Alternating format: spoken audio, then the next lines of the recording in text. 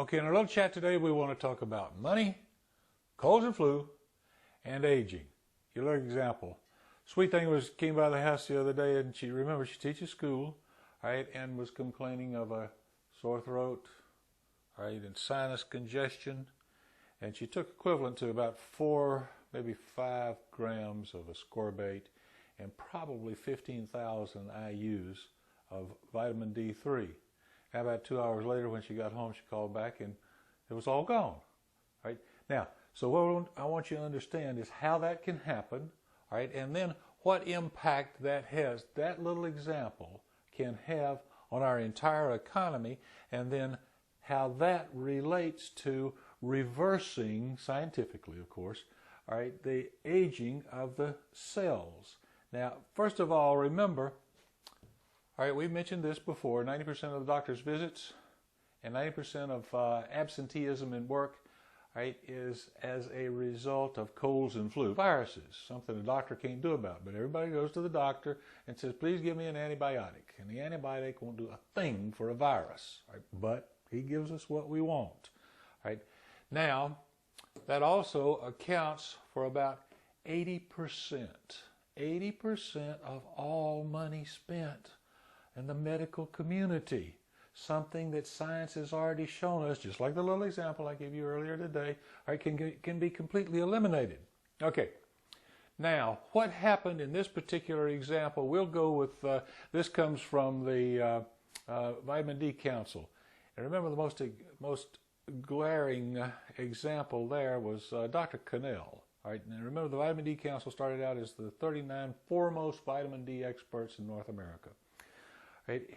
His clinic, or his ward in the hospital, he made it mandatory that everybody that was in there took 2,000 IUs of cholecalciferol. All right, vitamin D3 every day, nurses and everybody. Now they had a big, as it swept through the ward, everybody got this strain of flu that was going, except for them, not a single case. All right, so what they had done is they had gotten the levels, all right, of the D in the system, all right, and it was maintaining it. And so consequently, what D does is the body converts it into calcitriol. And the calcitriol is what the body uses to repair the damage on the inside of the body, including the damage from cancer. Okay, so if we can assume with our bar graph here, all right, that their scale was anywhere from 40 to 60, right, is a safe range for and that'd be 40 to 60 nanos per milliliter of vitamin D in the blood serum. Now, with our example with our school teacher, all right, let's say, and we pick school teacher because who gets exposed to more viruses than the school teacher? Children bring everything in the world in there. Okay, now, let's say that in that safe range, up until that day, that she'd been down around 40. All right, and remember, all right, that the crucial level is down here about 32. Now, when the body contracts a cold, all right, it loses about 50% of its ascorbate during the first 48 hours. Okay, so let's say if the ascorbate, all right, and the D3, all right, because those are the things that work hand in glove, all right, that would have dropped her level down here to about 20, and colds occur between 18 and 22. Now, if she had kept on going down, all right, remember that cancer occurs at about 12, cardiovascular disease at 12 and cancer at about 5, okay?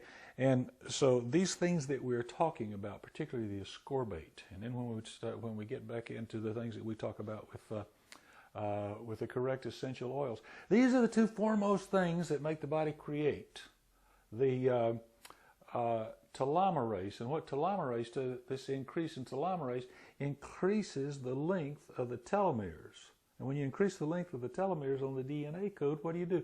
You increase the youth expectancy, how long you're going to be young, and then consequently how long you're going to live. Okay, all right, so bottom line, all right, is that if we can teach, all right, everybody, say, okay, we know that 1/3 of the small businesses in the United States are abandoning medical care. They can't afford it. All right, so if we can show them how to instead of talking about medical care, start talking about health care.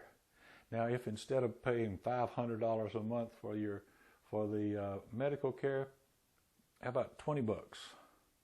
All right, 20 bucks from the employee, 20 bucks from the employer, right? And then eliminate 80% of all of these expenses. And then that way you'll be able to have an insurance policy that gives them back money because they didn't get sick. Okay, the whole thing revolves around what? The immune system, all right, colds and flu, all right, the ascorbate, all right, and the vitamin D. I hope this wasn't too long. We'll pick up some more on it later.